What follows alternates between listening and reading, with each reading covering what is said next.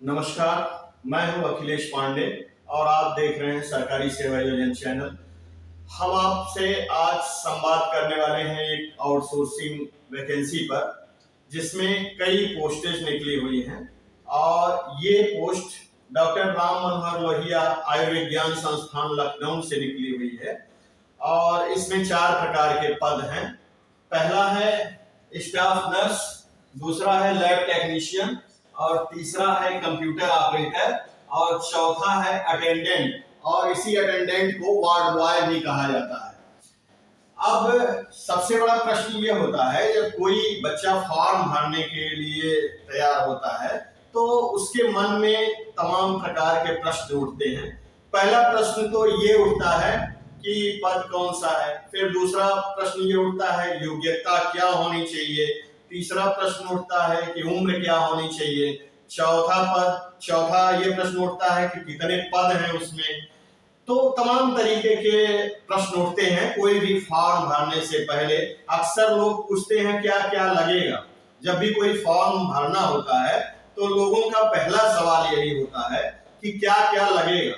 तो इन सारी बिंदुओं पे हम आपसे संवाद करेंगे कि पहला पद क्या है, योग्यता क्या होनी चाहिए फॉर्म भरने के लिए, और उसमें जगह कितनी है, उसमें उम्र कितनी मांगी गई है, उसमें वेतन कितना है, फिर फॉर्म भरने की लास्ट डेट क्या है।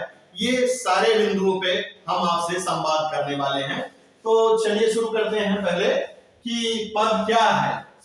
पहले पद का नाम है स्टाफ नर्स। इसकी योग्यता है जीएनएम या बीएससी नर्सिंग, दोनों में से कोई एक होना चाहिए। या तो जीएनएम हो और या तो बीएससी नर्सिंग हो, दोनों में से कोई एक योग्यता होनी चाहिए। इसमें 53 पद है, 18,150 रुपया इसमें वेतन है और 21 से 40 वर्ष के बीच में उम्र होनी चाहिए। इसी प्रकार से दूसरा पद है लैब टेक्नीशियन का। लैब टेक्नीशियन के लिए diploma in lab technician course होना चाहिए। PG diploma in lab technician इसमें डिमांड की गई है और इसमें 11 पद है।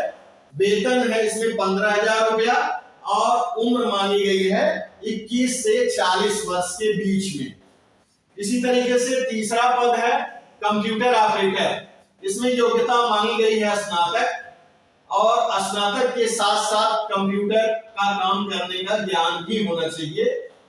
2 पद है इसमें, 15,000 रुपया वेतन है और 21 से 40 वर्ष के बीच में उम्र होनी चाहिए।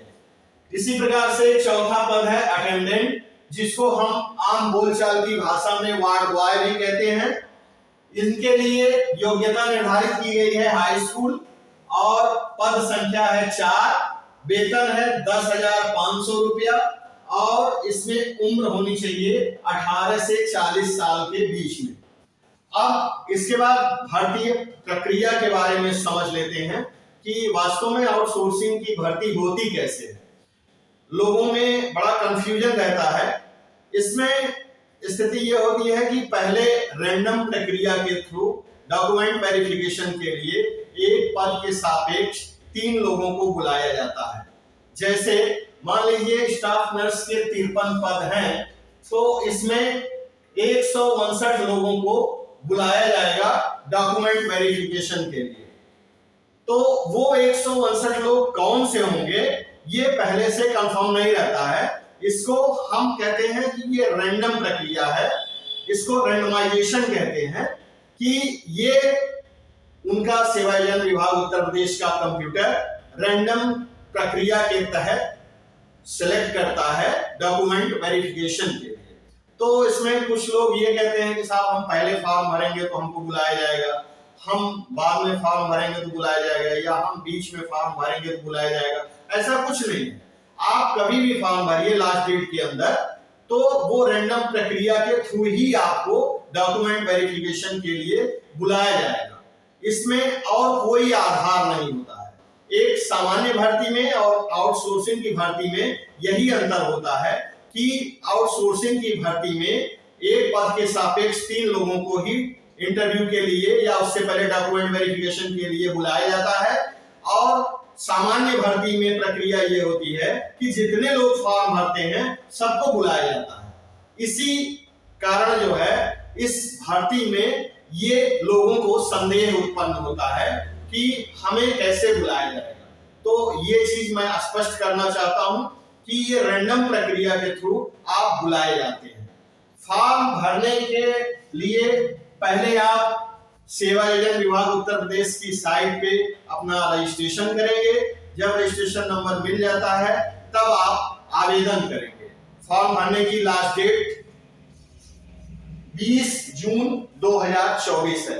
20 जून 2024 के अंदर आप आवेदन कर दीजिए। अगर आपको कोई चीज नहीं समझ में आती है तो एक मोबाइल नंबर है 89 53 74 38 77, उस पर भी आप संपर्क कर सकते हैं। धन्यवाद।